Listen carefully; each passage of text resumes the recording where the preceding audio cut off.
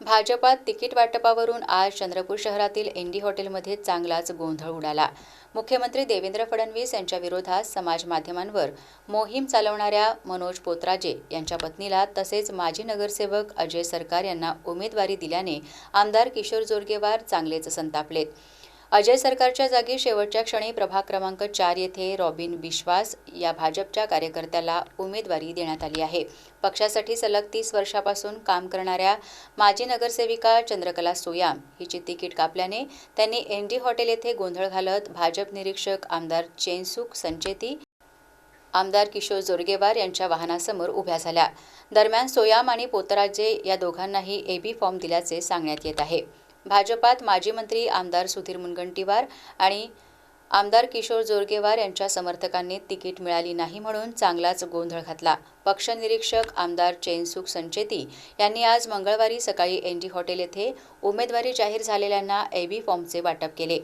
MEL प्रभाग क्रमांक 3 मधून मुनगंटीवार समर्थक मनोज पोतराजे यांच्या पत्नी पूजा पोतराजे हिला उमेदवारी देण्यात आली, तर विद्यमान नगरसेविका चंद्रकला सोयाम हिची तिकीट कापण्यात आली।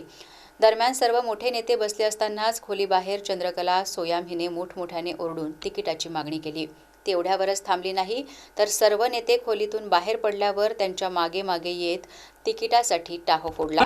तसेच मुख्यमंत्री देवेंद्र फडणवीस यांच्या विरोधात समाज माध्यमांवर कॅम्पेनिंग करणाऱ्या मनोज पोतराजे यांच्या पत्नीला उमेदवारी देण्यात आली आहे, तर भाजप आमदारच्या विरोधात कॅम्पेनिंग चालवणारे माजी नगरसेवक अजय सरकार यांना उमेदवारी दिल्याचा आरोप आमदार किशोर जोरगेवार यांनी केलाय।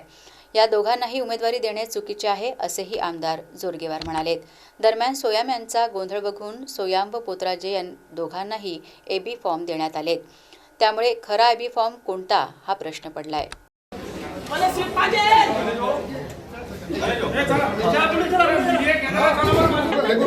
या ताईला सीट दिली पाहिजे या मताचे आम्ही कारण की मनोज पोतराजे जो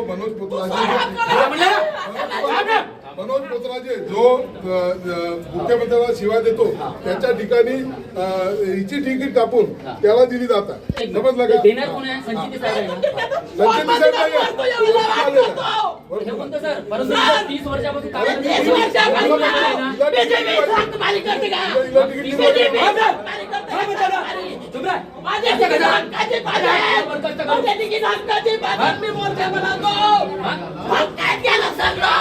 या ठिकाणी शिवसेनेला सोबत घ्यायचं असं आम्हाला सूचनावरतून प्राप्त झाल्या आणि शिवसेनेच्या नेतृत्वाने सुद्धा या ठिकाणी हीच भूमिका ठेवली की या मध्ये जागा त्यांना द्यायच्या आणि शिवसेनेला एक या ठिकाणी आम्ही 8 जागा आम्ही देतो आहे शिवसेनेला आणि 8 जागांवर शिवसेना आपल्या चिन्हावर लढेल।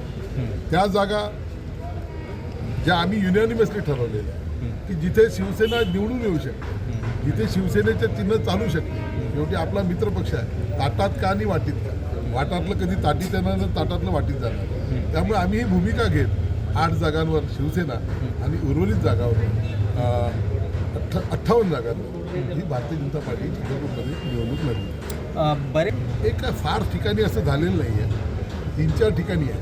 काही ठिकाणी बदल हा आवश्यक असतो, तिथली एक रचना कधी कधी होऊन जाते, परंतु जेव्हा हे 8-8.5 वर्षाच्या काळामध्ये अनेक सामाजिक राजकीय बदल होत असतात आणि त्या बदलाच्या नुसार तिकीट त्या ठिकाणी वाटप होतं। दोन्ही गट आता गटातट तर इथे काही नाही आहे, आम्ही सर्व भारतीय जनता पार्टी एकच आहोत।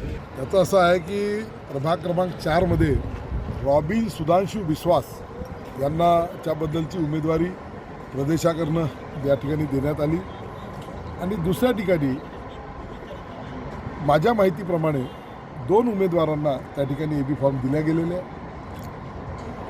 आणि त्यामध्ये त्याचा योग्य ती शहानिशा करत ज्याचा वरचा प्रदेश त्याच्यावर निर्णय करेल त्यावरचा एक प्रकारे निर्णय पेंडिंग ठेवलेला आहे। 2 लोकांना त्या ठिकाणी एबी फॉर्म दिला गेला। पण भाऊ त्या दोन्ही उमेदवारांना जर एबी फॉर्म देण्यात आलेले आहे तर ते कुठला ग्राह्य होईल, कुठला रिजेक्ट? ज्याच्यामध्ये अध्यक्ष, जिल्हाध्यक्ष किंवा प्रदेश ज्याला मेल हे करतात, सर्टिफाईड करतात, त्यामध्ये ती उमेदवारी ग्राह्य धरली जाते। ती प्रोसेस कधी होईल?